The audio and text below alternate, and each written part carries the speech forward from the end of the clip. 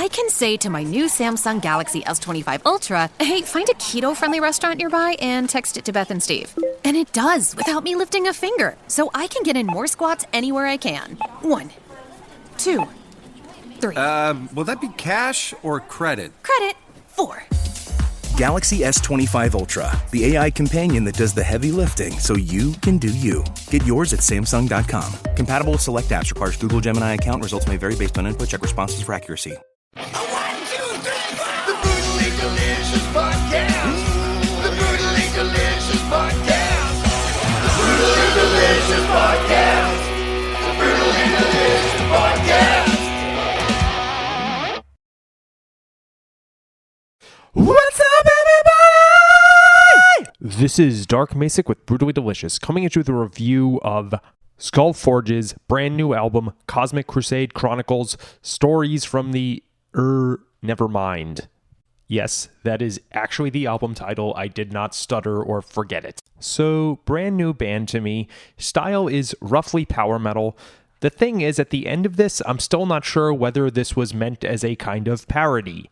I mean, the title kind of says it all there, but some of this stuff is so well executed that I was thinking, like, maybe they're just really, really nerdy or something. Maybe Steel Panther is an apt comparison in that Steel Panther actually features top-notch musicianship with lyrics that are a bit, you know. The reason I'm making that comparison is this album is so well done. The musicianship is great. The songwriting is great. The production is great. This is better than a lot of the stuff that I think they're making fun of. Stylistically, I'm reminded of the band Rexoria, who released an album 2 years ago. Add in some Dragon Force, sprinkle in some Glory Hammer, and then there's some definite Avantasia influence on a couple of tracks. So let's just talk about it, because I'm done trying to explain this without talking about the individual songs. The album opens with Great Day to Kill. It's this amazingly cheery song. Is this what, like, dudes in Nebraska think about when they grab their hunting rifles? I'm half kidding here, but it's just so optimistic and so cheery. I was like, what? A great day to kill? I think a more apropos title would have been A Great Day to Kill a Six-Pack of Guinness. But it appears that the band is writing a story, so let's veer back. It's very, very high energy, so optimistic. Definitely got that Rexoria in there. I don't know whether they know the band, but they had a similar vibe. Make Space Great Again.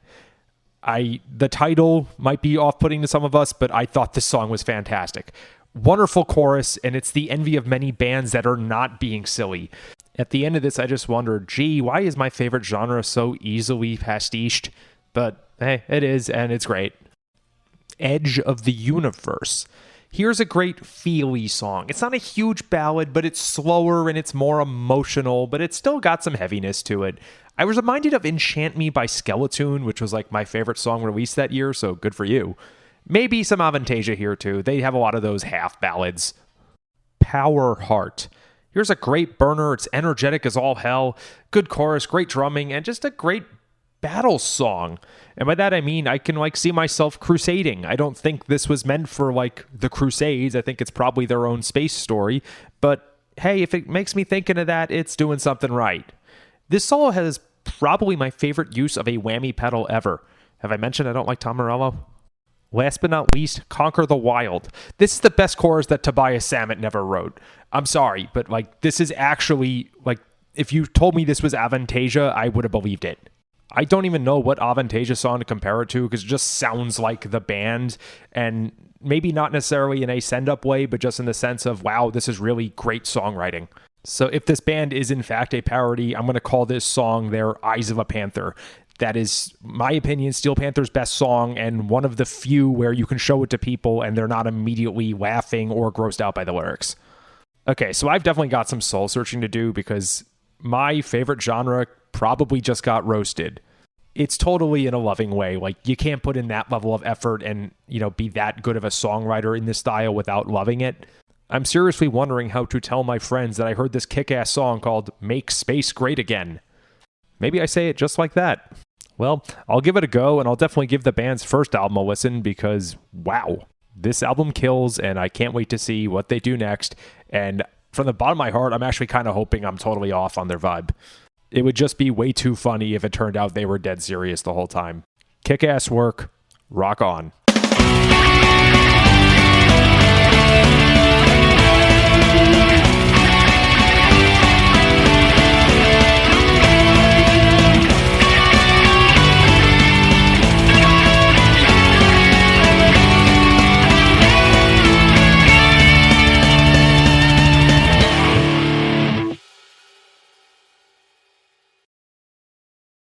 This is Krista Makes, guitarist and vocalist for Less Than Jake, and host of Krista Makes a Podcast, a songwriting podcast where every week I'm joined by an amazing guest to break down the writing, recording, and release of one iconic song from their career. In our giant evergreen back catalog of episodes, we've had rock legends such as Dee Snider and Huey Lewis, punk rock favorites like Mark Hoppus, Fat Mike, and Brett Gurewitz, and up-and-coming artists of today such as Liz Stokes of the Beths and Genesis Owusu. We've had guests from all genres and styles of music, and I guarantee that if you peruse our back catalog, you'll see several episodes that'll make you say, man, I gotta hear that. Whether you're a fan of music or a creator of music yourself, you'll take away a whole new appreciation for the songs you know and love.